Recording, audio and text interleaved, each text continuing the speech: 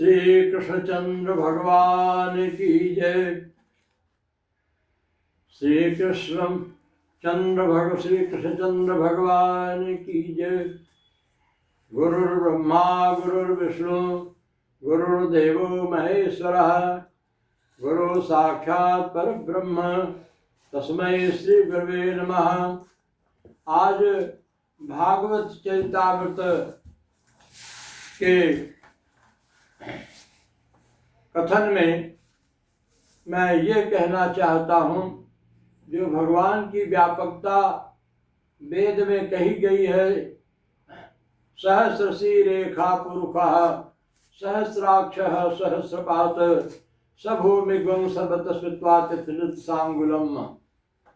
भगवान सर्वत्र सदा सबके पास बिना किसी गैर हाजिरी के सदा उपस्थित है। भगवान की हमारे हृदय में, हमारे जीवन में, जीवन के क्रम में, प्रत्येक घटना में भगवान की उपस्थिति हमको महसूस हो। हम भगवान के हैं, भगवान हमारे हैं, हम भगवान के लिए हैं, यही साधना है। जब हम हृदय से भगवान को पुकारते हैं, भगवान उसी क्षण हमारे पास होते हैं। श्री कृष्ण गोविंद हरे मुरारे, हे नाथ नारायण वासुदेव। श्री कृष्ण गोविंद हरे मुरारे, हे नाथ नारायण वासुदेव। अग्रे कुरूणामथ पांडवानां दुःशासनेनापहृतवस्त्रकेशां कृष्णा तदा क्रोशदनन्यनाथा गोविंद दामोदर माधवेति। हम भी पुकारते हैं और इतिहास में हम सुना करते हैं कि भक्तों ने जब भगवान को पुकारा है, भगवान अविलंब अपने जन की रक्षा के लिए वहां उपस्थित हुए हैं। जिस समय द्रौपदी का पांडवों और कौरवों की महती सभा में दुशासन के द्वारा चीर अपहरण की प्रक्रिया चल रही थी, व्याकुल होकर के द्रौपदी ने पुकारा, अग्रे कुरूणामथ पांडवानां दुःशासनेनापहृतवस्त्रकेशां कृष्णा तदा क्रोशदनन्यनाथा गोविंद दामोदर माधवेति। दुशासन ने भगवती महारानी द्रौपदी की साड़ी को झटका दिया और द्रौपदी भगवान को पुकार रही हैं, श्री कृष्ण गोविंद हरे मुरारे, हे नाथ नारायण वासुदेव। अग्रे कुरूणामथ पांडवानां दुःशासनेनापहृतवस्त्रकेशां कृष्णा तदा क्रोशदनन्यनाथा गोविंद दामोदर माधवेति। भगवान मयूर पर्जंग पर महारानी रुक्मिणी के साथ द्वारिका की महाप्रसभा में अपने चित्तसारी में विश्राम में थे। जिस समय द्रौपदी ने पुकारा, भगवान उछक करके मयूर पर्जंग पर बैठे। महारानी रुक्मिणी ने पूछा, भगवान क्या है? भगवान कुछ बोले नहीं, भगवान आए भी नहीं, क्योंकि जिस समय द्रौपदी भगवान को मुंह से पुकार रही थी, पर उसके अंदर हृदय में, अंतर में उस समय यह भावना थी कि हमारे पांचों पति गांडीव धनुष धारण करने वाले वीर अर्जुन यहाँ बैठे हैं, ये हमारी साड़ी नहीं खींच पाएगा। किंतु जब उसने देखा कि वो पांचों पति उस सिर झुकाए ही नीचे रह गए द्रौपदी को, तब घबरा करके दोबारा द्रौपदी ने कहा कि श्री कृष्ण विष्णु मधुकैटभारे भक्तानुकंपिन् भगवन् मुरारे आगच्छ मोहन देवकीनाथ गोविंद दामोदर माधवेति। भगवान दुपट्टा संभालने को उठ करके खड़े हुए, फिर भी नहीं आए। इसी क्षण द्रौपदी के मन में भीष्म पितामह को संबोधित करके वो कहना चाह रही थी कि मेरे पांचों पति जुए में पहले खुद को हार गए या उन्होंने मुझे दांव पे लगाया था। कहा गया कि पहले वो खुद को हार गए, तो द्रौपदी ने अपना बुद्धि कौशल दिखाया कि जब हमारे पति हार गए तो हमको दांव पर लगाने का उनका अधिकार नहीं रहा, मैं नहीं हारेगी। किंतु दुशासन दुष्ट वो कहाँ सुनने वाला था, उसने दोबारा झटका लगा दिया।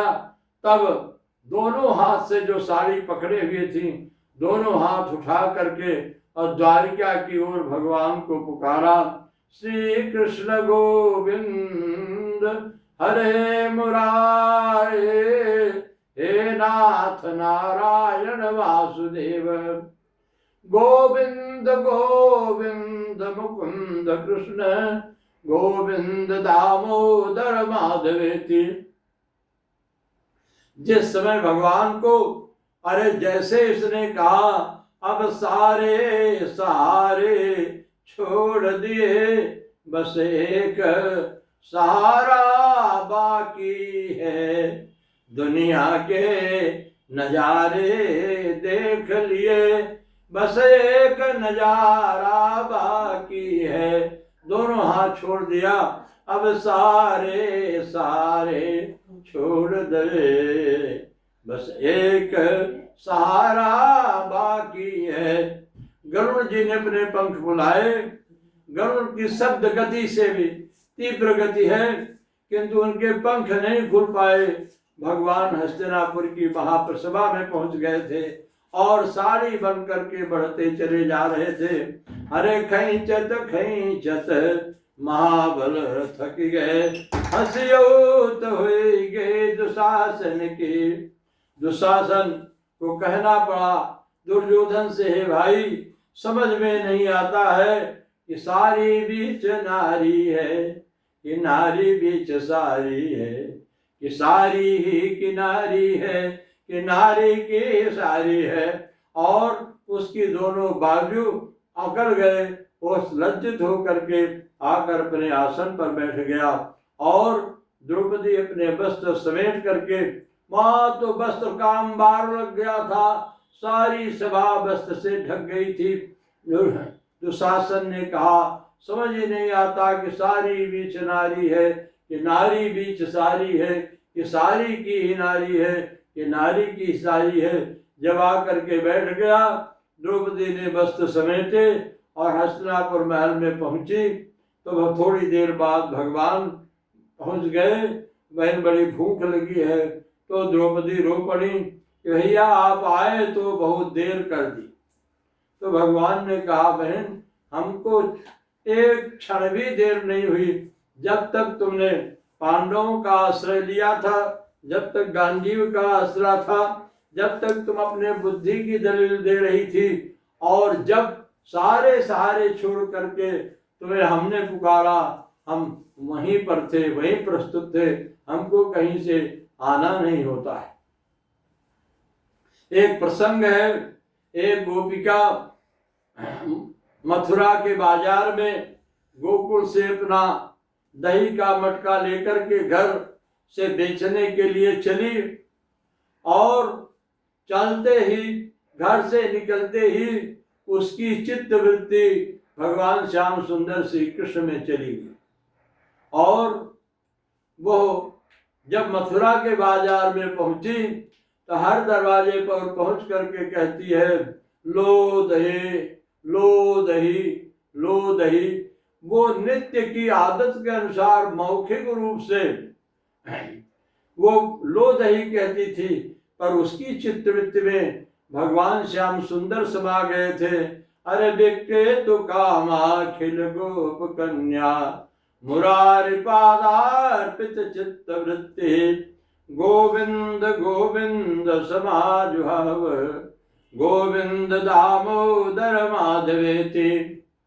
वो लो दही कह के और चित्त में गोविंद दामोदर माधवेति।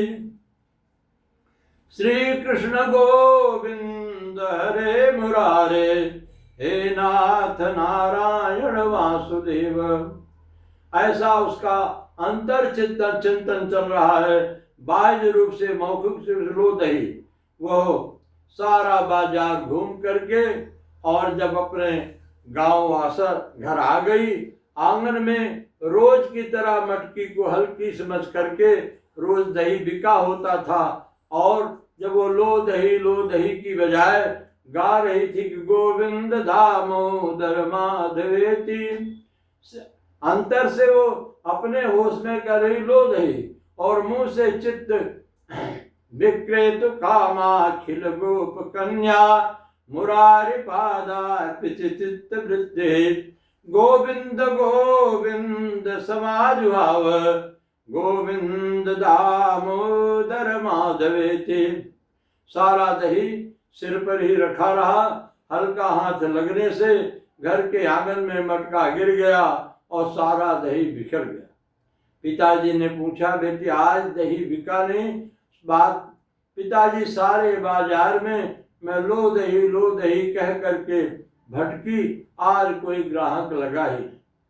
पिताजी ने कहा, मैं जानता हूँ तू कहीं नंद के बनवारी और ढोटा के साथ क्रिया विहार करके लौट आई, तो बाजार गई ही नहीं।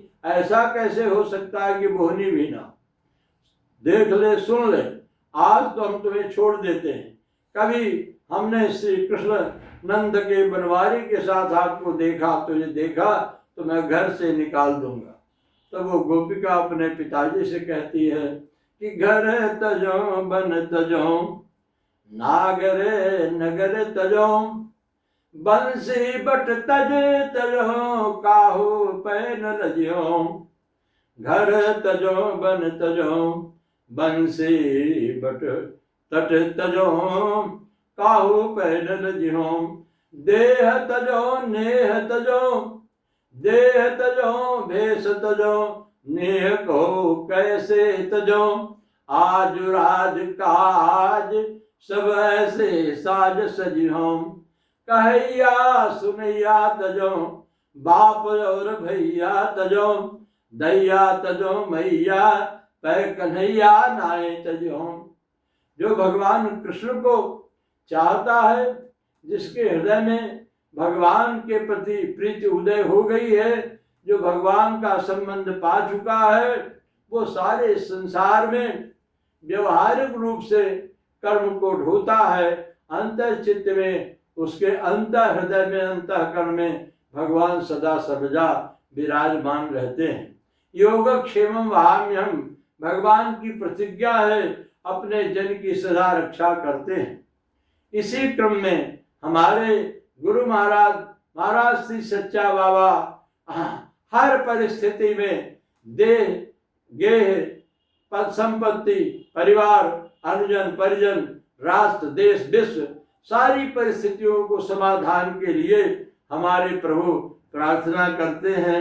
मेरे सर्व जगो सर्वत्र जगो प्रभु आप जगो परमात्मा जगो प्रभु आप जगो प्रभु आप जगो प्रभु आप जगो परमात्मा जगो सुखांतक खेल प्रकाश करो प्रभु आप जगो परमात्मा जगो मेरे सर्व जगो सर्वत्र जगो प्रभु आप जगो परमात्मा जगो सुखांतक खेल प्रकाश करो प्रभु आप जगो परमात्मा जगो प्रभु आप जगो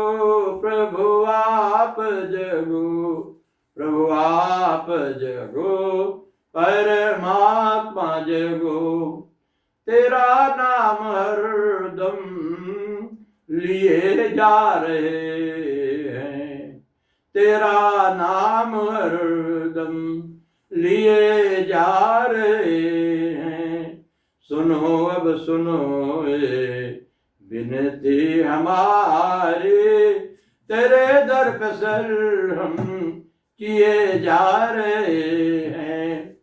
चरणों से तेरे जो जल छू के आता, अमृत समझ कर पिए जा रहे हैं। अब तो मुकद्दर हमारा बना है, अब तो मुकद्दर भी सबका बनेगा। इसी आसरे से बढ़े जा रहे हैं। जागो तो जागो ये विनती हमारी, तेरे दर पे सर हम किए जा रहे हैं। तेरा नाम हरदम लिए जा रहे हैं। सच्चे महाप्रभु की जय।